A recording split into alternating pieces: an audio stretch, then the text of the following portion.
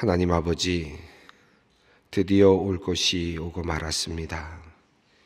2019년의 마지막 날입니다. 우리 인생의 마지막 날도 이렇게 아쉬움과 더불어 찾아오겠지요. 제대로 준비되지 않은 마지막을 맞이한다는 것은 이렇듯 우리의 마음을 무겁게 합니다. 2019년 1년을 주님께서 우리에게 맡겨주셨는데 더 잘할 수 있었을 텐데, 더 집중해서 주님을 섬길 수 있었을 텐데, 가정도 더 따뜻하게 만들고 우리가 일하는 현장들도 더 행복하게 만들고 내게 주신 과제들도 소명으로 알고 더 열심히 해낼 수 있었을 터인데, 지나고 나니 주님 앞에서 낯을 들 수가 없습니다.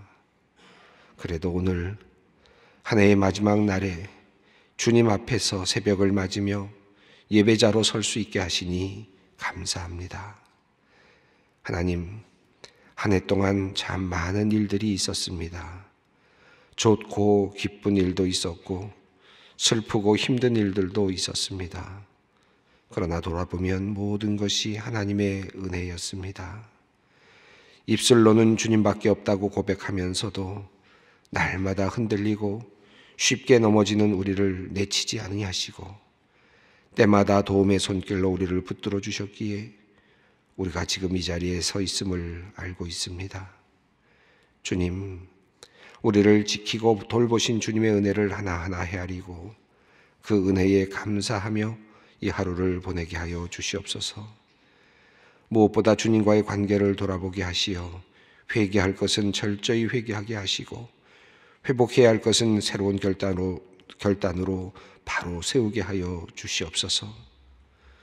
임마누엘의 하나님, 올해 질병의 문제, 관계의 문제, 경제적인 문제, 신앙의 문제, 진로의 문제 등으로 힘들었던 성도님들이 있습니다. 그들에게 새 힘을 공급하여 주시고 다시 시작할 수 있는 용기와 어떤 어려움도 견뎌낼 수 있는 믿음을 더하여 주시기를 원합니다. 2020년에는 그들의 삶에 위로와 평강이 넘치고 눈물이 웃음으로 변화되기를 소망합니다. 그리하여 회복과 치유가 일어나고 화해와 연합이 이루어지는 복된 새로운 한 해가 될 수 있도록 주님께서 은혜를 베풀어 주시옵소서. 한 해의 마지막 날에 지난 한 해를 돌아보며 시름에 잠긴 우리 성도님들이 있습니다. 사랑하는 이와의 이별로 또는 사별로 외로움과 그리움 속에 빠져 있는 성도님들이 있습니다.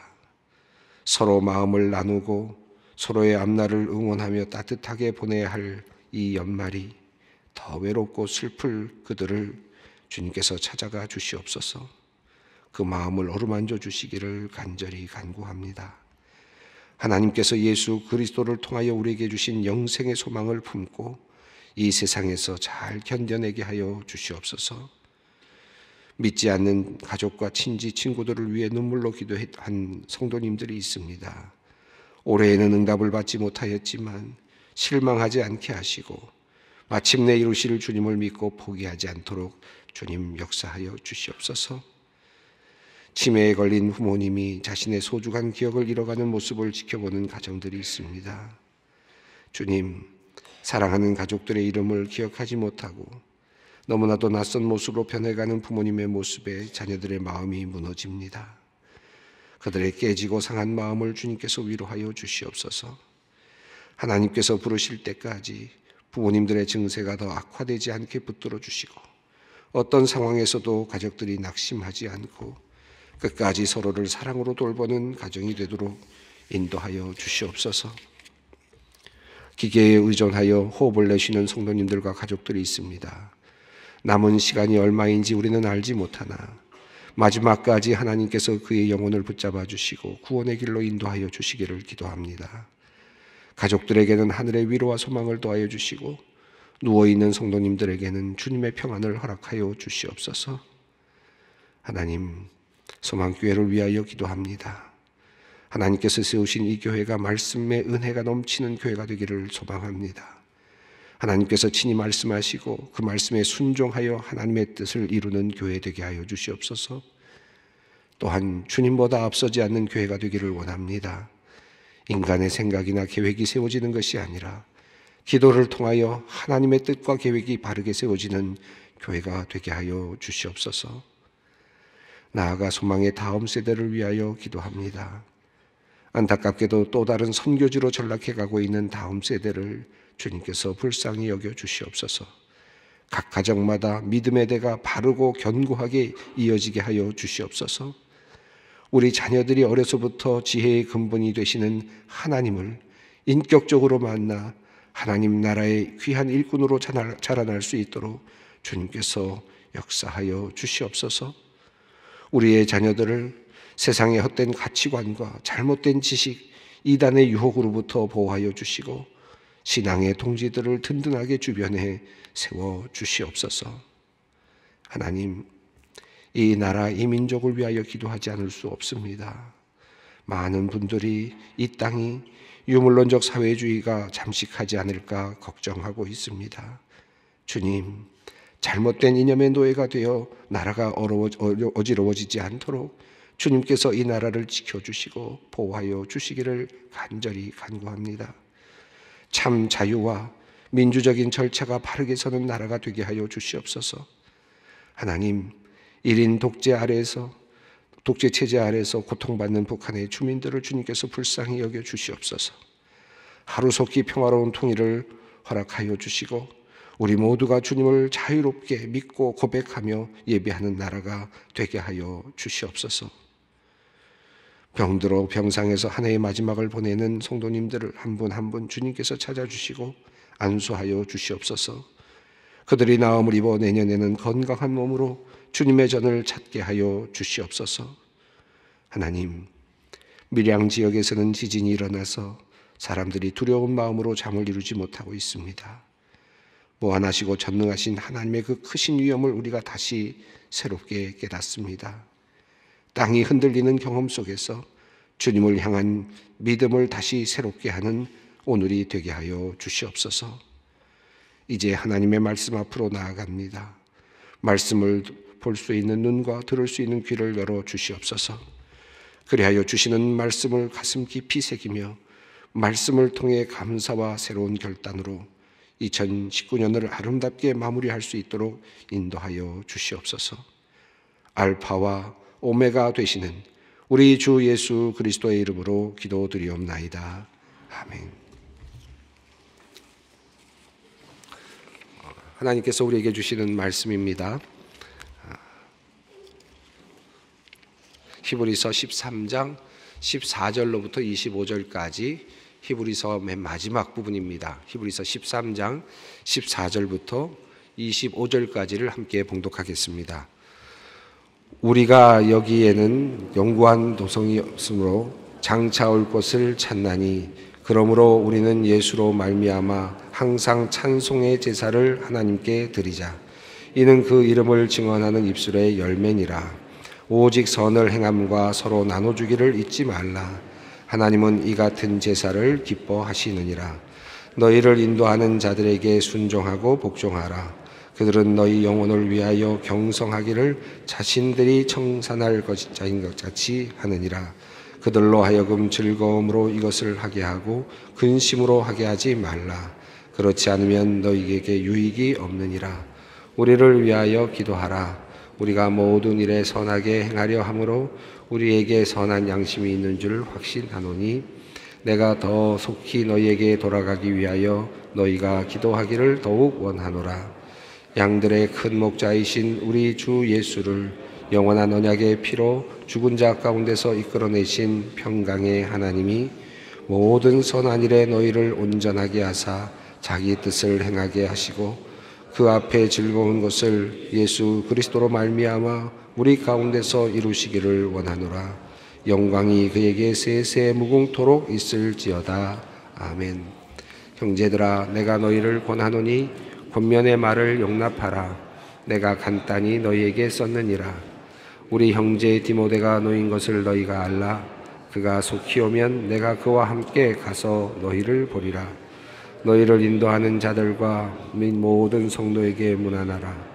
이달리아에서 온 자들도 너희에게 문안하느니라. 은혜가 너희 모든 사람에게 있을지어다. 아멘. 히브리서 이제 마지막 부분에 도달했습니다. 히브리서를 읽다 보니까 굉장히 어려운 부분도 있고 또 한편으로는 또 분명하게 우리에게 다가오는 부분도 아마 있을 것입니다. 히브리서를 한번 간단하게 한번 정리를 해 보려고 합니다. 예수 그리스도를 통하여 그 전까지는 선지자들을 통하여 말씀하신 그 하나님께서 예수 그리스도를 통하여 마지막으로 말씀하셨다라고 이렇게 말씀하면서 시작된 히브리서였습니다. 그래서 예수님이 누구신가? 히브리서는 끊임없이 예수님이 누구신가에 대해서 말씀을 했습니다. 앞부분에서 예수님에 대한 여러분의 모습을 말씀했습니다. 만유의 상속자이시고 세계를 지으신 분이시고 하나님의 영광의 광채시고 본체의 형상이시고 만물을 붙들고 계시고 죄를 정결케 하시고 하나님의 우편에 앉아 계시는 분이시다 라고 하는 말씀을 하면서 그분은 하나님이시다, 예수님은 하나님이시다 라는 말씀을 했습니다. 이미 우리가 살펴본 것처럼 히브리서는 로마 지역에 살고 있는 헬라어를 하고 있는 유대계 사람들을 향하여서 그들이 예수를 믿다가 다시 유대교로 돌아가려고 하는 또는 믿음을 놓으려고 하는 사람들이 있었기에 그들을 격려하고 다시 돌아서도록 예수를 믿는 믿음이 얼마나 귀한 것인지를 설명하도록 하기 위해서 쓰여진 책이라고 할 수 있습니다. 그래서 예수님이 누구신가 하는 것에 대해서 아주 강력하게 그리고 분명하게 이야기를 하고 있습니다. 예수님은 천사보다도 크신 분이시다라고 말씀을 했죠. 그리고 예수님은 천사보다 크신 분이신데 잠시 동안 인간과 같이 되셨다. 천사보다 못한 인간과 같이 되셨던 적이 있었다. 그러나 인간과 같이 되셔서 구원의 창시자가 되었다. 인간의 몸을 입으시고 예수님은 구원의 창시자가 되셨다 하는 이야기를 했습니다. 그리고 예수님은 모세보다도 뛰어나신 분이시다라고 했고 그리고 여호수아보다도 뛰어난 분이다라는 내용을 설명을 했습니다. 그리고 나서 예수님은 멜기세덱의 반차를 따르는 대제사장이시다라는 내용을 긴 장에 걸쳐서 설명을 했습니다. 사실 멜기세덱의 반차를 따르는 대제사장이라는 이런 관점은 히브리서에서 아주 독특하게 나오는 관점이죠. 다른 성경 부분에서 나오지 않는 영적인 깊이가 있는 그런 해석이었습니다.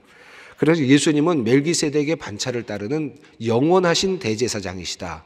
인간의 흐름에서 오는 대제사장이 아니시고 아론의 흐름을 따라오는 것이 아니라 멜기세덱의 흐름을 따라오시는 반차를 따라오시는 대제사장이시다 하는 말씀을 했습니다.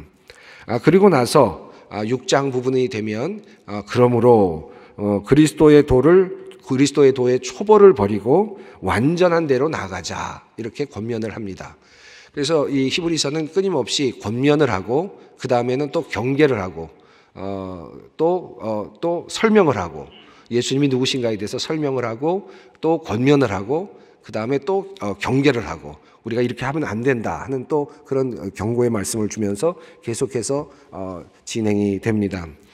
또 그 다음에 이어지는 6장 7장이 넘어서서 멜기세덱의 이야기가 끝난 다음에 히브리서가 전하는 얘기는 율법과 제사에 대한 이야기였습니다. 율법에 대한 내용이 나왔고 또 제사, 의식에 대한 내용이 나왔습니다. 그리고 율법과 제사의 완성으로서의 예수 그리스도를 설명을 했습니다.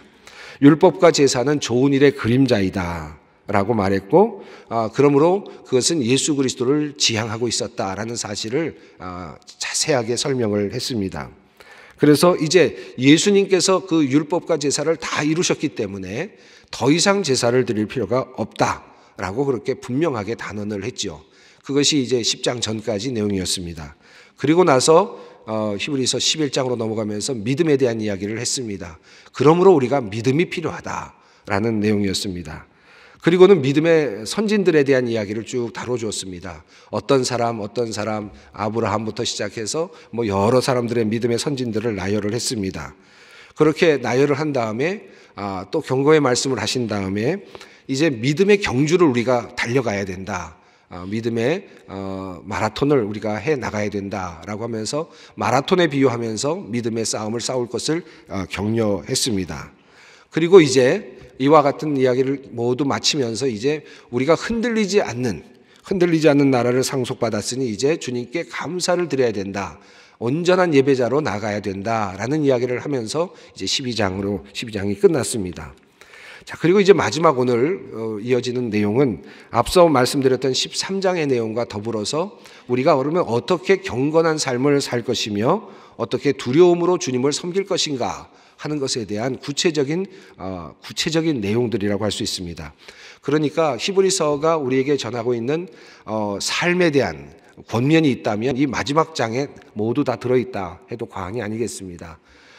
우리가 2019년 마지막 날을 보내면서 우리가 이제 앞으로 어떻게 살 것인가, 앞으로 내년을 어떻게 디자인하고 어떤 삶을 결단할 것인가 하는 그런 시점에서 이 말씀은 우리들에게 굉장히 중요한 아주 의미 있는 그런 말씀이 될 거라고 생각합니다. 이미 살펴보았습니다마는 13장 1절에서 이미 우리가 나왔던 내용들이 있었습니다. 형제 사랑하기를 계속하고 손님 대접하기를 잊지 말고 갇힌 자를 생각하고 학대받는 자를 생각하고 결혼을 귀하게 여기고 음행하지 말고 돈을 사랑하지 말고 족한 줄로 여기고 그리고 그 다음에 과거에 있었던 믿음의 선진들을 잘 살펴서 그분들의 삶을 본받도록 해라.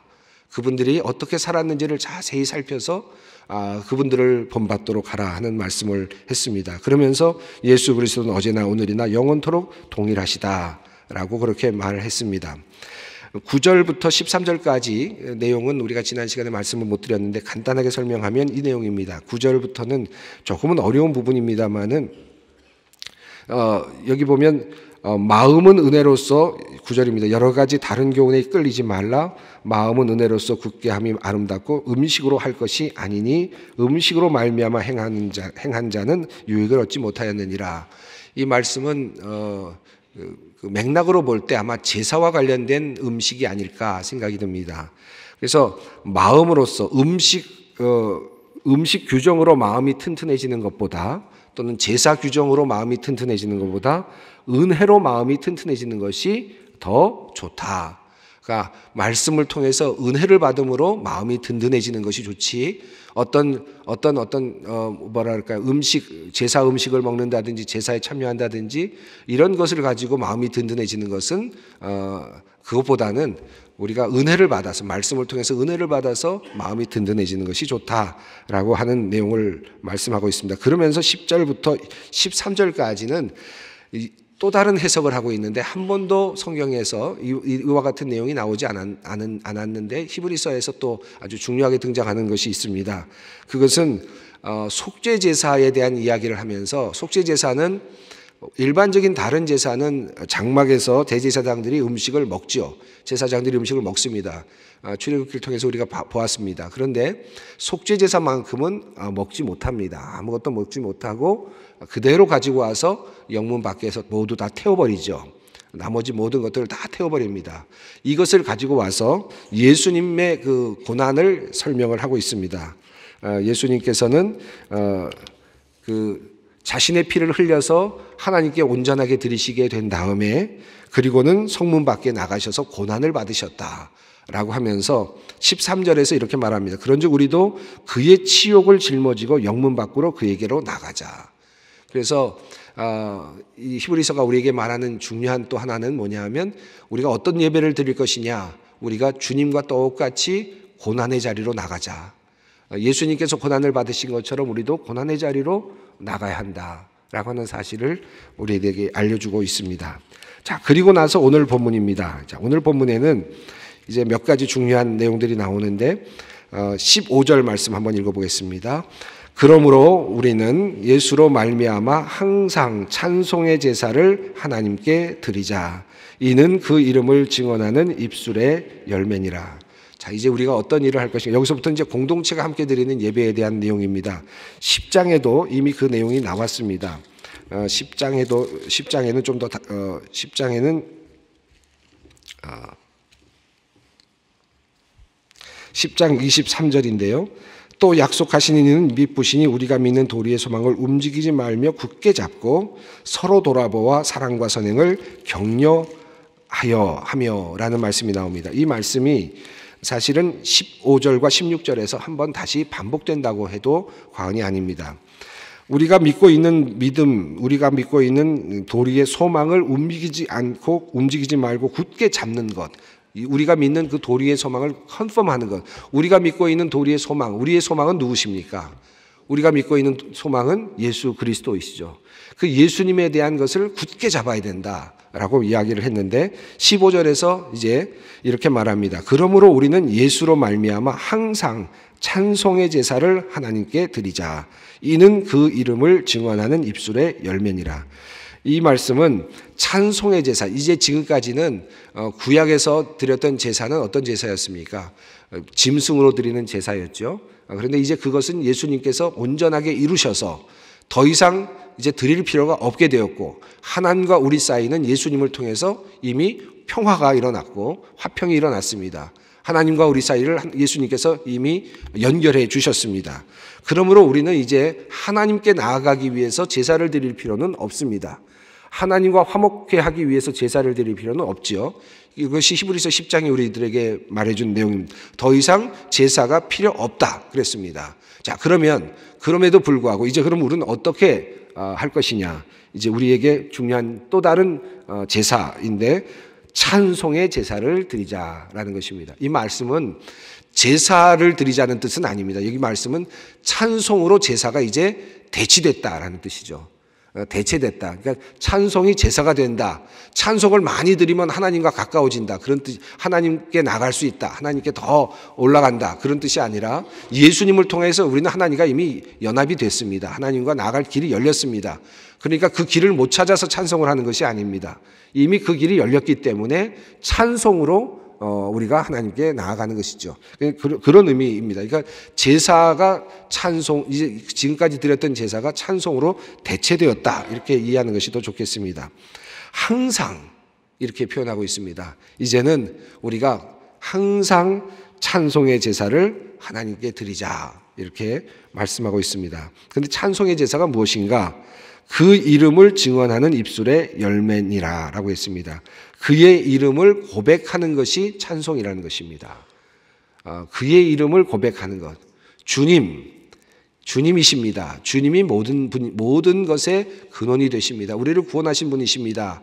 라고 하는 사실을 고백하는 것. 주님을 찬양하는 것. 이것이 찬양이고 그리고 입술의 열매입니다. 자, 그리고 나서 또 16절은 아까 10장에서 나왔던 내용과 똑같습니다. 16절도 한번 읽어보겠습니다. 오직 선을 행함과 서로 나눠주기를 잊지 말라. 하나님은 이 같은 제사를 기뻐하시느니라. 자, 선을 행함과 서로 나눠주기를 잊지 말라. 이것도 역시 마찬가지입니다. 이것도 제사라고 되어 있는데 그렇다면 선행을 하면 하나님께 예수님 없이도 나갈 수 있느냐? 그건 아니란 말이죠. 예수님 없이는 우리는 하나님께 나갈 수 없습니다. 선행만 가지고 예수님께 나갈 수 없고 또 찬송만 가지고도 하나님께 나갈 수는 없습니다. 예수님을 통해서 나가는 거죠. 예수님이 계셨기 때문에 우리가 선행의 의미가 있는 것이고 또 서로 나눠주는 것이 의미가 있는 것입니다. 서로 나눠주니까 예수님 없이도 구원에 이를 수 있다. 그런 개념이 아니라 예수님으로부터 우리가 구원을 받았기 때문에 이제 하나의 감사하는 일로서 선행을 하겠다고 결심하는 것입니다. 서로 나눠주기를 잊지 않겠다라고 하는 것이죠. 그런 의미에서 우리가 화요주찬 시간에 제가 이런 얘기를 종종 했습니다. 율법의 제3사용이라는 말씀을 드렸습니다. 율법은 첫 번째로 우리가 하나님께서 이 세상을 다스리는 가장 기초적인 법칙을 가르쳐주고 있습니다. 십계명 보면 율법은 예를 들면 이런 것이죠. 살인하지 말라. 그러면 살인해도 된다. 말도 안 되죠. 그럼 사람이 다 죽겠는데요. 다시 말하면 아주 인간의 삶을 유지하기 위한 가장 기초적인 법으로서 하나님께서 주신 그런 율법이다라는 것인데 두 번째로 예수님께서 오셔서 말씀하신 그 율법의 해석은 그것이 아니라 어떤 것이었습니까? 누구든지 이성을 보고 음욕을 품는 자마다 이미 간음했다.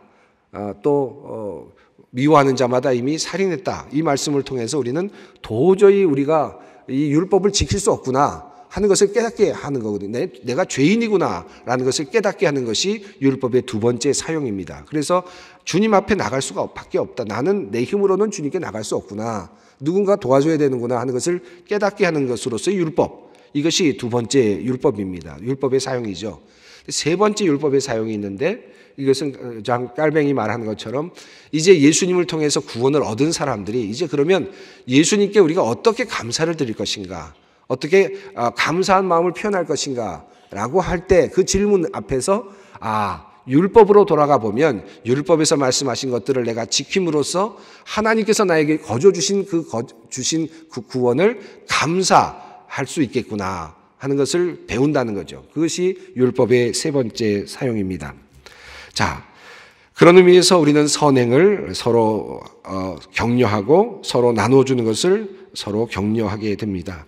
이제 앞으로 2020년 여러분이 맞이하시면서 내가 찬송의 제사를 주님께 드려야 되겠다. 또 선행을 주님 앞에 해야 되겠다. 서로 나눠주기를 이제부터 실행해야 되겠다. 여러분 새롭게 마음으로 결심하시면 좋겠습니다. 17절 말씀을 읽어봅니다. 너희를 인도하는 자들에게 순종하고 복종하라.